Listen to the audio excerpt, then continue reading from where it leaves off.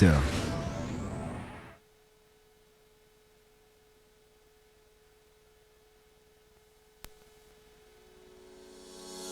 Vous écoutez RGB, votre journal d'information locale, Théo Guiton. Bonsoir à toutes et à tous, vous êtes sur RGB. Il est 18h dans votre journal d'information locale, une interview des élections municipales, évidemment, qui se déroule dimanche, ce second tour. À Cergy, on reçoit Armand Payette, c'est dans un instant.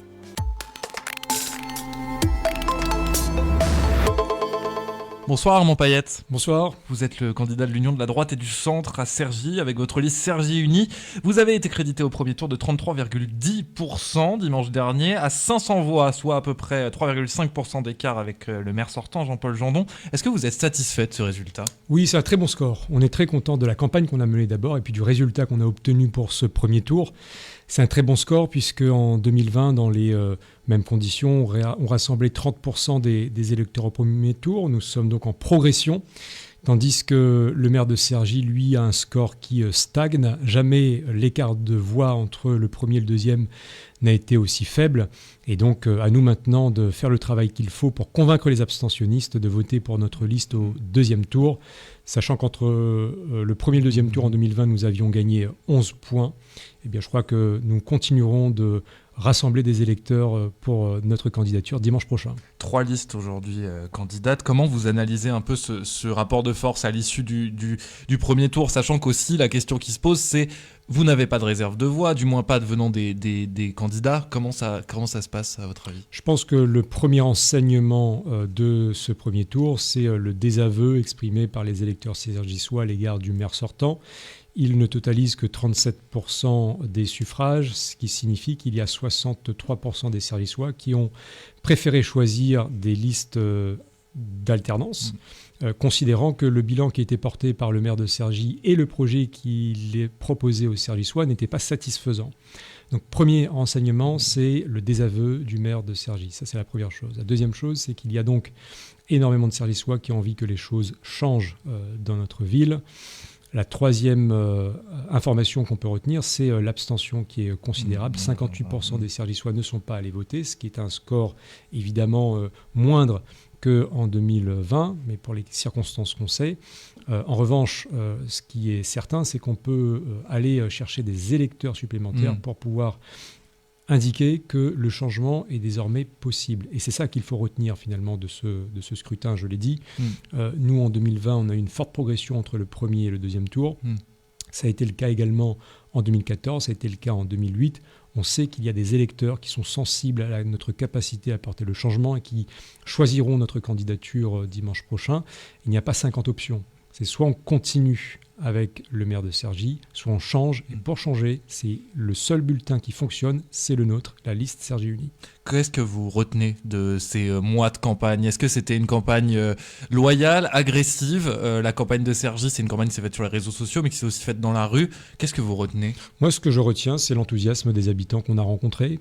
C'est le plaisir qu'on a eu à aller frapper aux portes des uns et des autres, à nous balader dans les quartiers, à constater un certain nombre de dérives, de dégradation, d'incivilité, de problèmes de sécurité, d'écoles dont le bâti scolaire était mal entretenu, et finalement d'avoir pu apporter des réponses en termes programmatiques à ces différentes questions.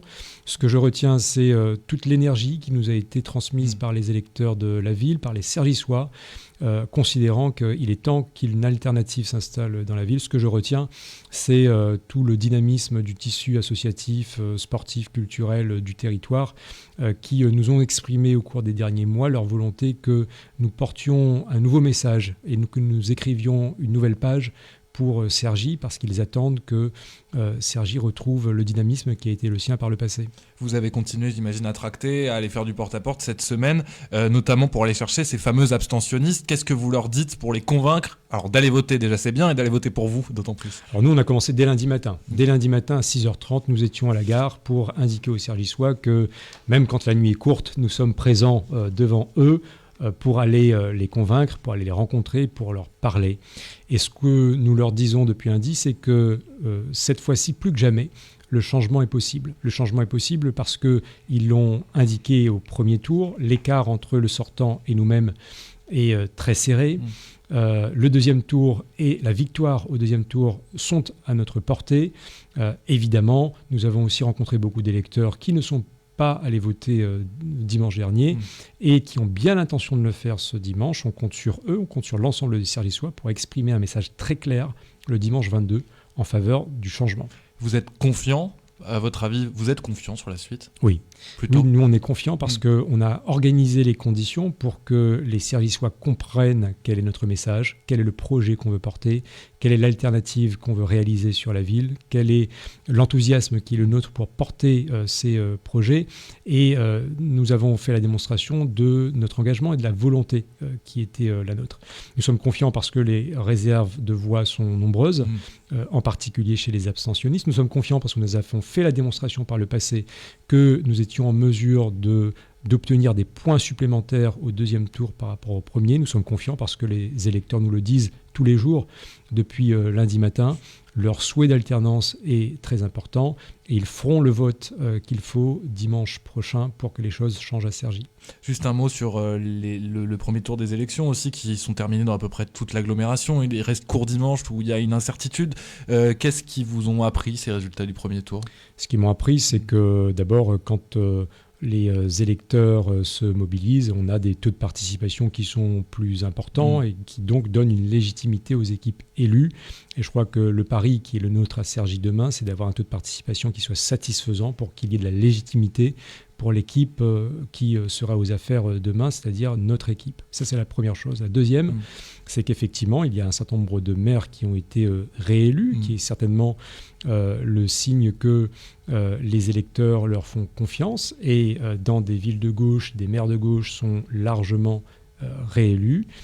Dans ce que Jean-Paul Gendon considère comme étant une ville de gauche, son score est très faible sur Cergy. Et donc, c'est le symptôme de la défiance qu'il y a pour les électeurs cergysois vis-à-vis de son bilan et de son projet.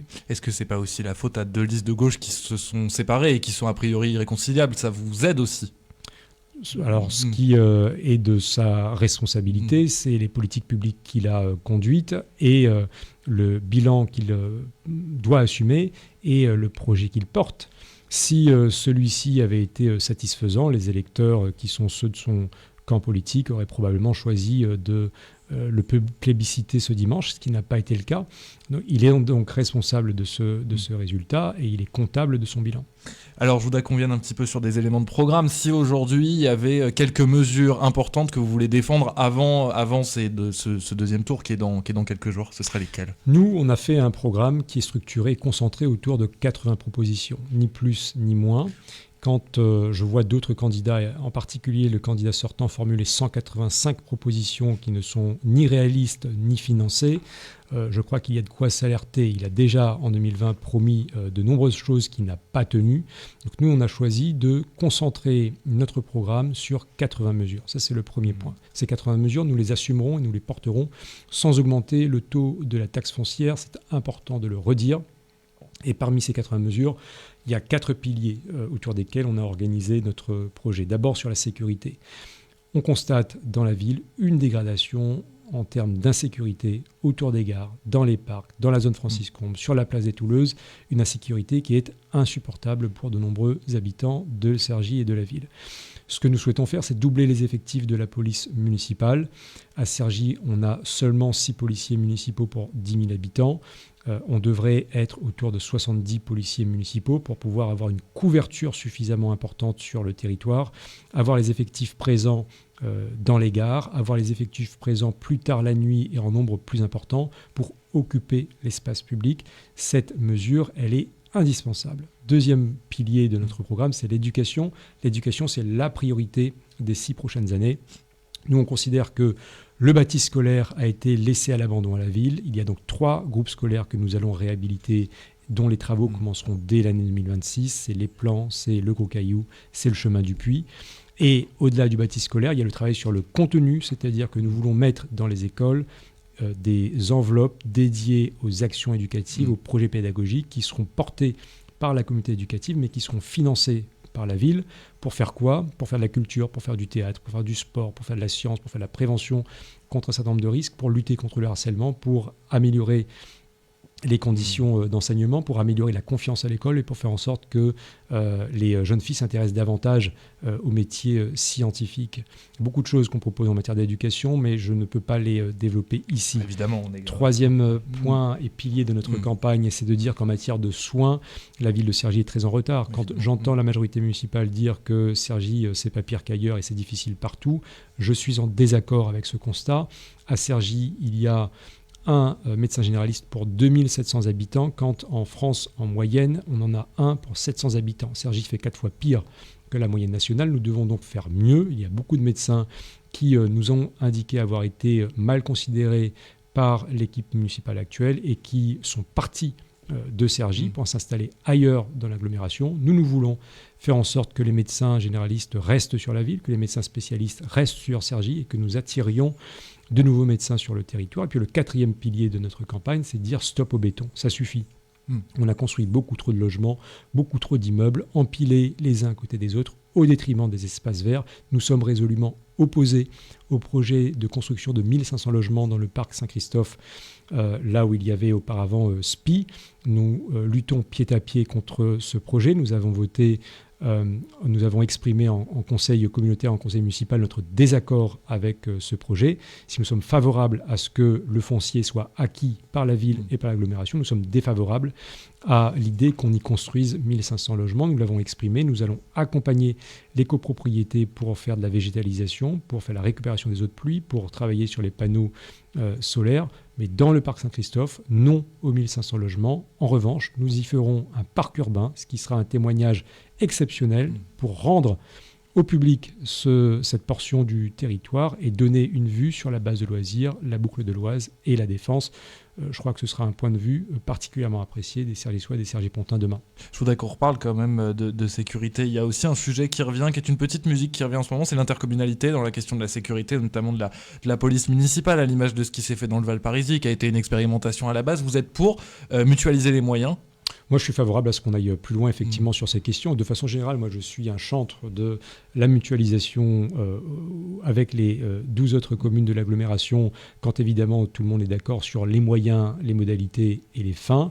Moi, je constate qu'il y a eu un travail partenarial efficace entre la ville de Pontoise et la ville de Saint-Ouen-l'Aumône sur les questions de sécurité, et je pense que c'est un bon exemple que chacun doit suivre dans l'agglomération. Justement, sur l'agglomération, évidemment, Cergy qui passe à droite, c'est aussi l'agglomération qui prend une majorité à droite, une quasi-majorité à droite. Vous serez candidat, vous, à la présidence de l'agglomération ? Non, aujourd'hui, ce n'est pas à l'ordre du jour. Moi, ce que je cherche à faire, c'est être maire de Cergy, et je pense que c'est déjà une ambition très forte. La question de la gouvernance à l'agglomération, elle se posera après les élections municipales, une fois qu'on aura identifié qui sont les maires et qui sont les exécutifs de chacune des communes. Il ne vous a pas échappé qu'il y a encore des communes dans lesquelles il y a des enjeux aujourd'hui, des élections ce dimanche. Et donc il faut laisser aux électeurs faire leur choix sur les maires qui piloteront les affaires municipales dimanche pour ensuite discuter de ces questions à l'agglo. Elle ne me semble pas prioritaire aujourd'hui. Je voudrais qu'on parle, vous parlez de bien-être et de culture et de bien-être dans la commune, c'est aussi un sujet qui est extrêmement important. Il faut aller vers le soutien à la culture, il faut aussi aller vers le développement du sport. Oui, ce sont deux sujets qui sont importants pour nous. Vous voyez, dans le programme, je vois que vous l'avez sous les yeux, dans le programme qu'on a diffusé, on a consacré une place très importante à la culture et au sport. Pourquoi ? Parce que le projet général que nous portons pour Cergy, c'est d'avoir une ville apaisée, une ville où il fait à nouveau bon vivre. C'est pour ça qu'on travaille sur l'éducation prioritairement, puisque c'est la mère des batailles, c'est installer les ingrédients pour que tout le monde s'y sente bien pour plusieurs années. Il y a la question de la sécurité, je l'ai évoqué, mais pour faire le ciment entre les habitants, pour assurer à chacune et à chacun des moyens d'épanouissement, nous avons besoin d'un tissu culturel et associatif qui soit soutenu, qui soit encouragé. Nous avons besoin d'organiser avec ce tissu culturel et sportif des actions qui permettent au territoire de rayonner, aux Cergysois de s'y retrouver. C'est la raison pour laquelle on propose, entre autres mesures, l'organisation d'une Olympiade de la culture et du sport. C'est un événement qui a vocation à s'étaler sur 2 ans, durant lequel chaque Cergysois qui le souhaite est amené à participer, qu'il soit jeune ou moins jeune, de tel ou tel quartier, dans des épreuves sportives et culturelles, individuelles et collectives, pendant ces 2 années, pour créer de l'émulsion, pour créer du partenariat, pour inciter les uns et les autres à se parler, à se découvrir, à se dépasser ensemble autour d'un objectif commun qui est vivre Cergy. Et pour ça, on compte beaucoup sur les associations, qu'elles soient sportives ou culturelles, sur le territoire, parce que c'est le ferment de notre vie à Cergy. Merci Armand Payette, on vous retrouve où demain, en train de tracter sans doute? On continue le travail qu'on a entamé lundi et on n'arrête pas d'aller voir les habitants, on continuera de prendre beaucoup de plaisir à aller les voir. Merci à vous. Merci beaucoup Armand Payette, vous êtes candidat de l'Union de la droite et du centre à Cergy avec la liste Cergy Unie. C'est la fin de ce journal, on se retrouve dans quelques instants à 18h30 pour une nouvelle interview des élections municipales à Cergy. On reçoit Daisy Yaïs, je laisse la parole à Damien pour la programmation. Non, d'accord.